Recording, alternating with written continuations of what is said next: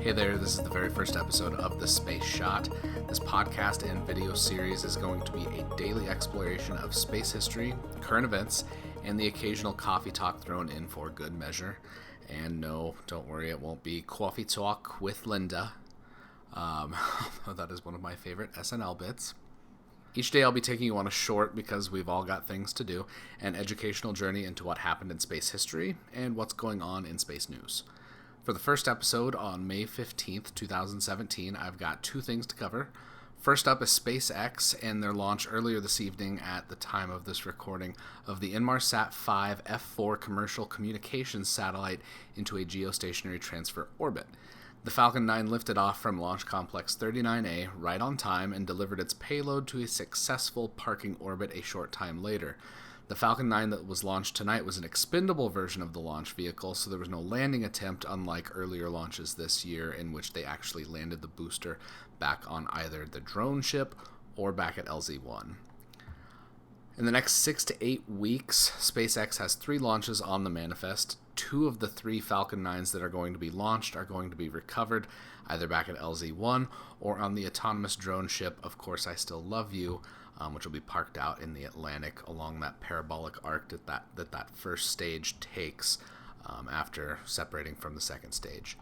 The Commercial Resupply Services, or CRS-11 mission for NASA, will resupply the International Space Station. BulgariaSat-1 will provide direct-to-home television services for the Balkans and other European regions, and will be launched on a flight-proven booster no earlier than the middle of June. The booster that will be delivering the BulgariaSat-1 satellite to orbit was actually used earlier this year, back in January, for the Iridium Next constellation, the first 10 satellites that were launched from Vandenberg Air Force Base in California. SpaceX is currently 6 for 6 for launches this year, so if they're able to keep up their cadence, they'll actually be able to surpass the number of successful flights they had in 2016 by the end of June to early July of this year, which would be a huge milestone for them. So they're on track for the most launches in a year so far, which is good for them. Today in space history, on the morning of April 15th, astronaut Gordon Cooper launched on a Mercury Atlas from Launch Complex 14, Cape Canaveral Air Force Station, on what was the final flight of the Mercury program, and it was the first time that Cooper flew in space. Leroy Gordon Cooper, or Gordo, was born in 1927 and came to NASA after being stationed at Edwards Air Force Base as a test pilot for Cold War-era interceptors. Some of the aircraft he actually tested were designed to counter Soviet long-range bombers, most notably the Tupolev Tu-95, which is actually still in use by Russia today. It's the last prop-driven strategic bomber in existence, which is kind of interesting. After Cooper had gone through the selection process for NASA, he was chosen as one of the original Mercury 7 astronauts. Cooper served as Capcom, or capsule communicator, during Alan Shepard's first flight, which was just a suborbital flight. It wasn't orbital, so it was just a short little 15 and a half minute flight. Compared to Cooper's flight, which was the final Mercury mission, which ran about 2,044 minutes longer than Alan Shepard's first flight into space.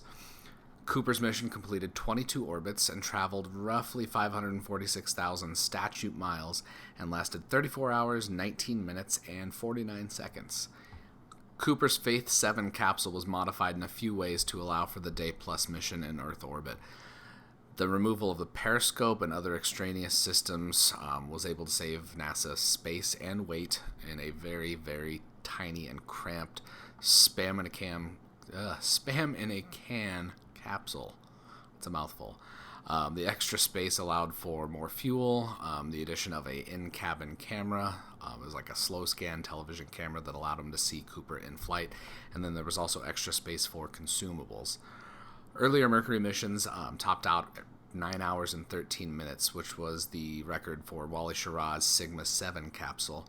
Cooper and Faith 7 stayed in orbit longer than all of the other Mercury missions combined, which is a long time for a tiny little capsule.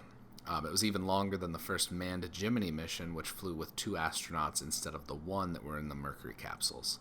Tomorrow I'm going to be talking about what Gordo did in orbit, on his final Mercury mission. And later this week I'm going to be talking about weather satellites, Apollo 10, and missions to Venus, which is pretty cool.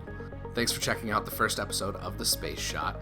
I can't promise you that future episodes won't be photobombed by one of my cats, which somehow this one wasn't photobombed by a cat, which is pretty cool. I can promise you a quick dose of space history and news that you can listen to or watch anywhere. It'd be fantastic if you would leave a review for the show, share this video on Facebook, Insta, Twitter, whatever your social network of choice is. That's cool with me. I'm John Molnix, and I'll catch you on the flip side.